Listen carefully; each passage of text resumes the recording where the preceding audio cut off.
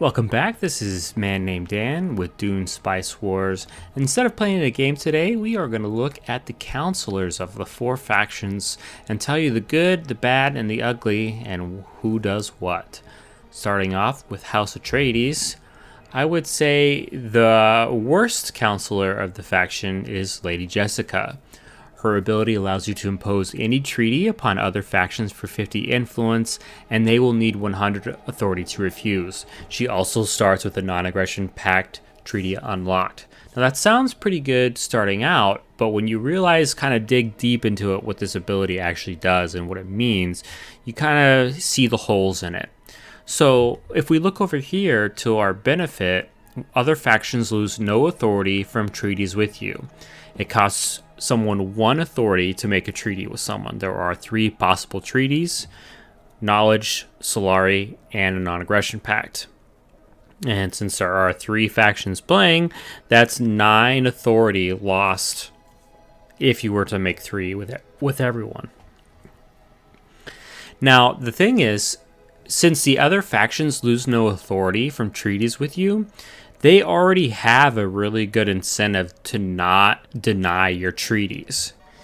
And the non-aggression pact treaty is probably one of the most worthless treaties there is, because if the enemy wants to attack you, they're going to attack you. They will just straight up rip that non-aggression treaty pact up at their face, and they'll be deep into your territory, because if you have a non-aggression pact with them, they don't lose supply while in your areas. So I think she needs some rework here, some tweaking. I think she's definitely the weakest of the Atreides. Now we have Duncan Idaho, who comes up next. Pretty good, I will say. I like Duncan's ability here. All relation gains with sieges are increased by 100%, and you get a minus 10% authority cost to annex a village. Now, once you get up to 100% reputation with a siege, they stop attacking you, and you can put a agent there to give you some benefits. So that really helps minimize the raids that come in, right? If you do find them and start trading with them. And then the minus 10% it's a minor, it's only 10%, but every little bit helps. So he's a fine pick. Then we have Fufir Hawat. Your agents have 1 additional trait, and your villages gain 20% resource production for 2 days when their region is targeted by 1 or more operations. Fufir is okay. Your agents having 1 additional trait is good, but it's kind of always more of a, just a little bit of something extra. You're not going to be getting a ton of stuff from them, and since you can't choose the traits that your spies get or your agents get, you can get some kind of poopy ones, like agent recruit speed. That sounds good, but it's like 5%, and then once you're maxed on agents, that ability is literally not helping you at all. And then the other ability for him is gain 20% resource production for 2 days when their region is targeted. So when people target you with operations, or you target yourself, you get a little bit of an extra, resource production boost. I don't really care for this ability either. It's okay. It's better than Jessica's. Then we come with old Gurney Halleck here. Unlocks the veteran militia unit. Military units start with 1 more experience level. So veteran militia are the best militia that you can buy. The melee variant, there's the melee, the ranged, and then the demo teams. So you automatically unlock the veteran militia slot. Very strong for defending your settlements early, mid, and late. Good pick. So if you are a beginner, I would recommend going with Gurney and Duncan. These are the 2, I would say, strongest ones. If you want to mess with a bit of a spy build, go ahead and throw in Fufir if you're going to do that route. I wouldn't ever really recommend playing with Jessica. I tried it one time with her, and I don't think I even used her ability once. It was late game, and everyone wanted to make treaties with me anyway, so I didn't even have to use her ability. It would be better if it was for just trades in general, but since it's with treaties, it doesn't really fly, in my opinion. Alright, so let's look at House Harkonnen. First up, Fade Routha can use corruption on Landsraad resolutions, causing a loss of Landsraad standing for the elected faction. Now, House Atreides and House Harkonnen are really the only ones that start with any Landsraad standing. So this Landsraad standing corruption is really going to be targeting the Atreides. Later on, the Smugglers at 5k hegemony get 50 votes. And, I mean, everyone technically has Landsraad standing, right? But the one that's going to affect the most is the Atreides. So it can be useful if you find that the Atreides AI is, kind of steamrolling through on its political route, because that's what a lot of Atreides players will do, is use the political route. It can be good for kind of cutting on that. But his other one is pretty interesting. Gain 10 influence upon killing rebels. It's whenever someone does an insurrection against you or rebellion against you. And this matters because it kind of plays into the way Harkonnens play. Because you can see this ability over here, can use the oppression ability on Harkonnen villages. And this oppression ability increases their production, but gives them a chance to rebel. And then if you had Fade, you get 10 influence for every rebel you kill. And he even combos with one of the other counselors we'll talk about. Your next pick here is Piter de Vries, the Baron's Mentat. So he unlocks his stealth probe unit right away, and they have no supply limitation, and they gain 1 intelligence production when they're in enemy territory. And same with your Ornithopters, plus 1 intel in enemy territory. And they're only visible from close range. And they have the infiltration, which I don't really understand the point of them having infiltration, because you can't shoot down enemy Ornithopters. So that one's a little weird. But basically the idea is you build some drones and you have some of your Ornithopters, and you have them sitting in enemy territories, and they're gaining you intelligence. This is okay. It's only 1 intelligence per thing. So even, let's say, late game when you had all your Ornithopters unlocked, which I believe is 5 or 6, that's only 5 to 6 intel gain. And then if you're even using the stealth probes, which cost you command points, which you could be spending on other military units, I don't know, it's okay. If you're going a spy route, I did do a build where I was going the assassination route, and I had Piter as my counselor, and I used that ability. I think I had 6 intel gain. I had 3 probes and 3 Ornithopters sitting in enemy territories. So, a little bit of intel helps, but he's one of the weaker ones, I'd say, for the Harkonnens. Next we have Rabon, the Beast.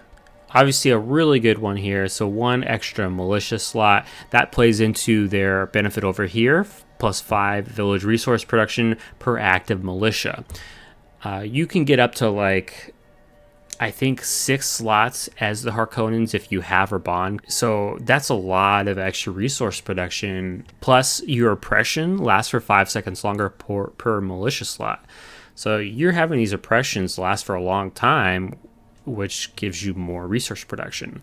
And if you pair Rabon with Fade, whenever you're oppressing these villages and they do rebel, well, Fade's there to give you that influence gain when you're killing those rebels. So these two work really well together. I would say probably the weakest is Nefud, because I do not like the combat drugs operation.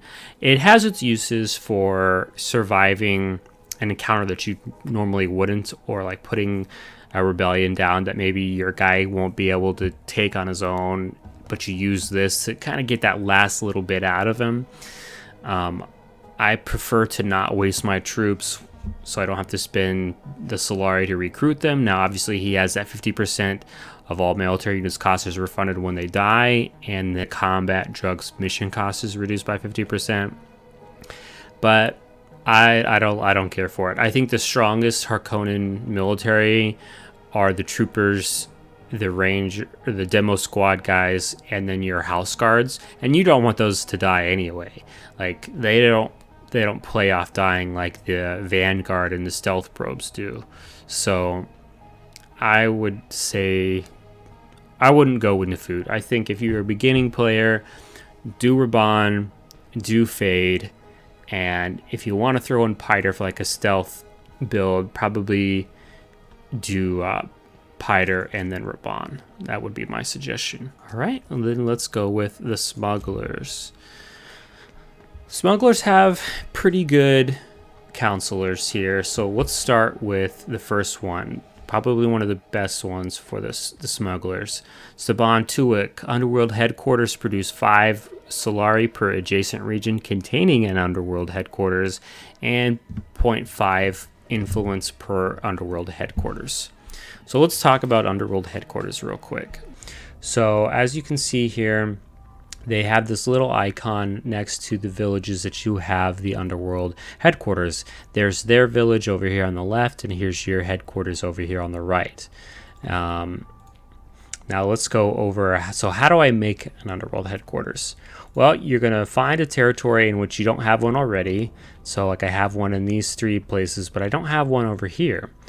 If I click over this, it says install Underworld headquarters. So it's going to cost me 1.3k Solari and 30 authority. And you're like thinking, well, that's quite a bit of Solari.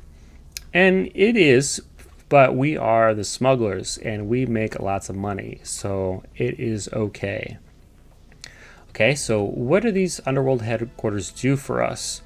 Well, let's see. Once we have one built, we can look to see at the different options that we can do. So you have an economy, military, and statecraft. Now, the first one is called the Bootleg Market, and it produces 30% of the village's spice as Solari, plascrete as Solari, and water as Solari. So 30% of its resource generation is converted to Solari, and that goes to us. So just out of the ones that I have, let's see how many I have. 1, 2, 3, 4, 5, 6, 7, 8, 9, 10, 11. I don't think I have any in the Freeman territory. So with those 11, I have 283 Solari increase. Now I'm getting a little bit more because I have Saban Tuik, and so I get a little bit of benefit from him. His is +5 per adjacent region containing an Underworld headquarters. He's one of the Councilors you can pick. So I'm gaining a nice 283 to my Solari just from owning those Underworld headquarters. And what are some of the other options we can do here? So we have the contraband cache. So what this does is it stocks up 30% of the village's Solari, spice, and plascrete up to 500. And then you can retrieve these supplies whenever you pillage this area. So this would go really well if you're using Banerjee as your Councilor, because what you could do is you pick a border town, like maybe here, if I was to be more aggressive, or probably here, you know, since it's a rural next door, I would place this here and then have the contraband cache. And then anytime I wanted to, once the supply started to get pretty full up, I would take my squad, roll over, and pillage the place and gain all those supplies. And to help you with that pillaging, you have military buildings. So I would probably do the back alley doctors because it regenerates health for nearby ally units and refills supply for each nearby ally unit. So it makes taking the village that much easier because my troops can, if they get a little banged up, they kind of go and find that back alley ripper dock. And then the other one is hidden explosives. Damages the village's militia by 50% of their health upon an ally siege. This building is destroyed upon ally siege on the village. So note that this goes away. So you spend the 200 to basically half all the health of the militia in the village. Strong ability if you need to attack with maybe less troops, but it does go away. So weigh those costs if you find it to be worth it. And then the last buildings here, we have spyware, advances a random development owned by the village faction every day. And then we have Whisperer's Lair, +5 or 0.5 influence production and 0.5 intel production. These are handy to do in the territories that I don't plan on taking over. So usually the ones that I have bootleg markets in, I'll put in Whisper's Lair just to get that influence and intel. Because as the smugglers, you can see that my Landsrad standing, I think it's been at 200 for quite a while. I'm not sure if you can go. You might be able to go higher, but we only get 50 votes from our hegemony bonus here. So every other vote that we have to do is through influence. So as you can see on my main base, I went ahead and got Senate envoys, so I can really increase my lobbying power for the. Because if we want to pass any of these, like, it's obviously beneficial to have the Water Sellers Union as the smugglers, so we can make even more money. It just helps get you that little bit of extra influence. And going back to spyware, so this is a little confusing, and I don't blame you if you don't know what this does, because just by reading the text here, it doesn't seem like it would be that good. Advances a random development owned by the village's faction every day. So I had to kind of speak with some of the guys on this, and what it actually means is, say we open our knowledge tree here. Say the Atreides had a bunch of these developments unlocked and we didn't. Well, if we had this spyware place, we would start passively getting these places unlocked even while we're researching over here. Now, the difficulty with that is you don't know what they have and what you have, so there's no way of telling if it's going to be beneficial or not. So I mean, you can play around with it if you feel like you really want the technology, but I mean, I guess for these back ones, if you really wanted to fill them, that would be the logical third choice, putting spyware. It's only 200. It could be beneficial for you, but it could also not be. So you make the choices there. And this also tells you what each place is getting to, so that is the Underworld headquarters. You're going to be building several of these throughout the game. It's one of your special abilities, so it just makes sense that you're going to want to use him. The second one we have here is Lingard Butte. He also is very strong in my opinion and works well with Staban. So it reduces the authority cost to annex a village depending on available water, and reduces the cost to install Underworld headquarters depending on available water. Well, it works well with Staban. One of the weakest ones they have is Drisk. All agents have the merchant trait, which is Solari income, and infiltration levels can't be lower than 1. I'll pass.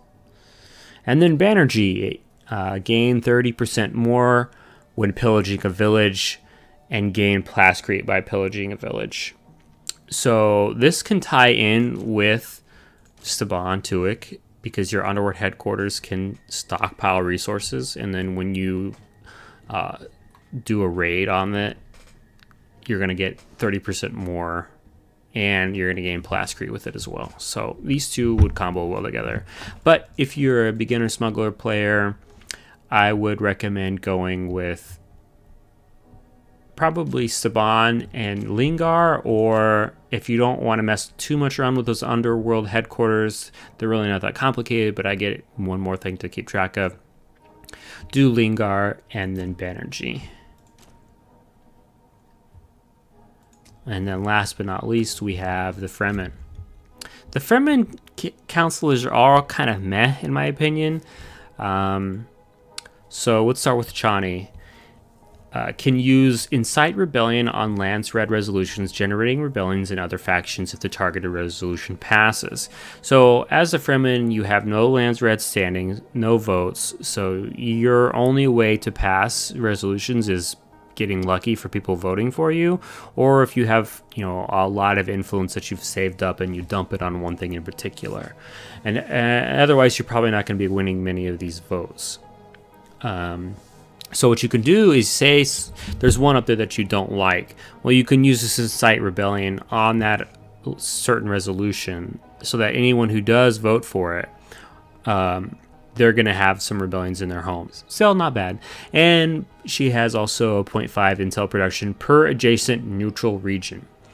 Now, I don't think this is that great either, because if it's a neutral region, eventually you're going to capture it, right? So it's kind of front loads you with a lot of intel early, which can be good, because there's a lot of obviously neutral adjacent regions to you, but soon those are going to start to dry up as the borders become written by the other factions. All right, then we have Stilgar. Every new village captured increases siege detection progress and +1 authority production per exploited spice field. I think Stilgar is actually pretty good. He's one of the better ones in my opinion. You can make alliances with sieges outside of your territory, so the faster you find these sieges, the better. You're going to get more benefit out of it, and plus you gain 1 authority per exploited spice field. And what that just means is, as long as you have a spice field working with a harvester, now since you're the Freeman, they use harvester camps, but you'll gain 1 authority, which is pretty good. It helps out. Every little bit of authority helps out early on, so you can expand as fast as possible. And in the late game, when stuff gets expensive, it helps as well. Authority does cap eventually at 500, so eventually if you're capped, then it's not going to help you at all. But I still think it's good. Plus, it helps if you want to make those treaties. It's just even more authority to make treaties. So I think he's fairly good. Mother Ramallo, start with the Shahelu Temple unlocked, which is normally unlocked through a research in the expansion tree, and reveals the position of all spice fields. I think she's pretty weak. We don't really need to know where the spice fields are. We have ornithopters that do that for us. And the Shahelu Temple is a building that you can build that provides bonus to your military troops at the cost of spice, which, is okay, but if you really want that, then you can just get the tech for it. Her benefits run out. She could be doing nothing for you. And then Ultham, probably your always take 10% unit speed, and your units gain sand killers when no allies are nearby. So this ability is slightly strange because not very often are you going to have units by themselves. What I can think of the most is as the Fremen, your Fedaykin or your top tier melee infantry unit can quell rebellions by themselves. So if you want to go on, your worm riding expeditions to go kill the enemy, but you want to leave some base defense behind, leave a couple Fedaykin around, spread out in your back lines to quell any rebellions that happen to pop up through, enemy using operations against you. And then they would get that Sand Killer's buff, so they would gain 20 power and 2 armor. So Fedaykin probably make use of that the best whenever they are defending the home base. Well, that was my review of the 4 factions and their counselors. Tell me what you think down in the comments below. Do you agree? Do you disagree? Did I miss something on one of the counselors that you think is important? Let me know. Thanks. Have a good one.